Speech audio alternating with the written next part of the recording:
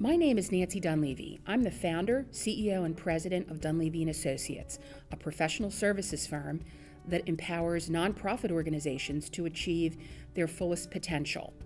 I host an event 3 or 4 times each year in the greater Philadelphia region where a group of professionals will come together to meet, mingle, and most importantly, make new connections with one another.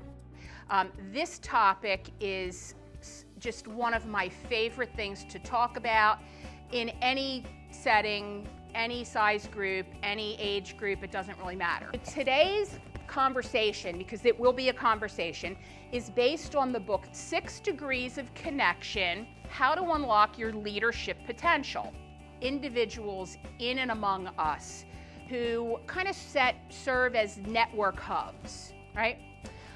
They seem to know everybody, they seem to have a foot in every different world, and really kind of are the social glue that brings different sectors together. When did networking become a verb?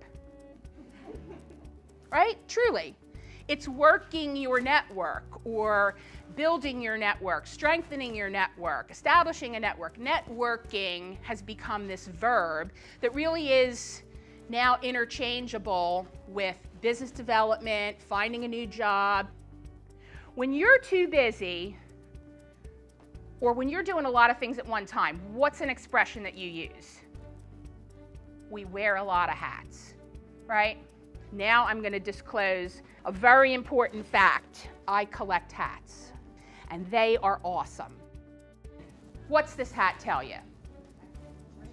Okay, who? Okay, and what's a characteristic of a detective?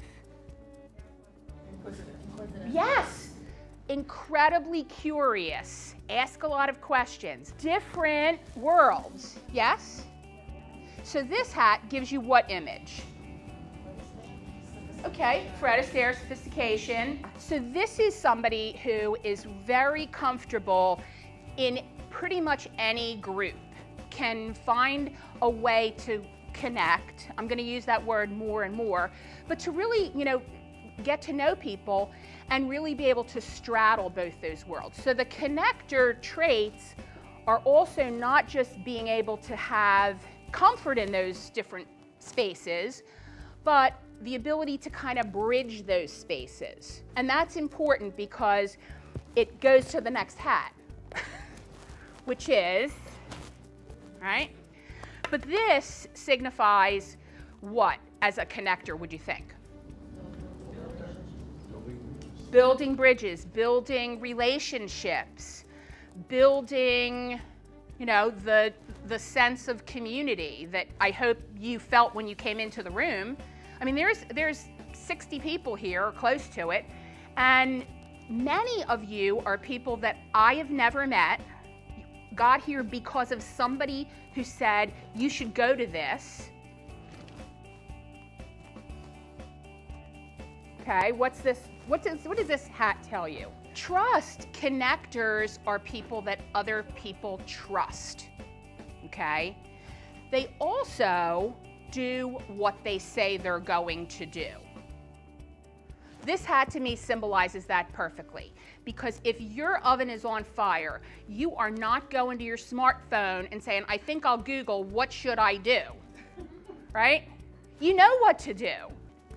Connectors are, in many regards, the first responders. When somebody needs something, they will call a connector. I think, in my experience, we don't have the culture necessarily that promotes asking for things. We really don't. So we get in this vacuum where there are people all around you who can help you with what you need or want, that would do it if they knew what it was. You're going to get a chance to exercise your ask muscle. So we're going to get a chance to see how this works. It's really pretty amazing.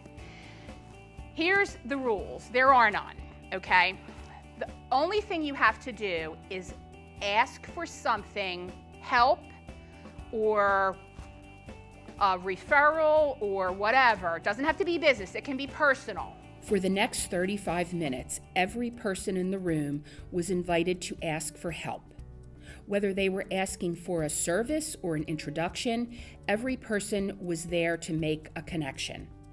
One woman was looking for speakers to headline a forum that tackles the issue of financial awareness. Coincidentally, the woman sitting behind her ran a company that helps educate women on financial literacy. She volunteered to be a speaker at the forum. Another woman who volunteers at the Free Library of Philadelphia was looking for speakers who could present at the library for Women's History Month in March. One of our attendees used to work for District Attorney Lynn Abraham and was able to connect this volunteer with Lynn's office. There was a gentleman there who runs a nonprofit called Kitchen Cred. They work with middle and high school students to train them in leadership and team building through cooking, nutrition, and safety workshops. He was asking for volunteers to help out, and a woman in attendance connected him with her sister, who runs 2 restaurants and her own catering business. That's a connection. Finally, thank you. Because living a life with gratitude is probably the best thing you can do for yourself, for the people that you surround yourself with, and I just want to say thanks for showing up. Congratulate yourselves for a really, really nice program. So.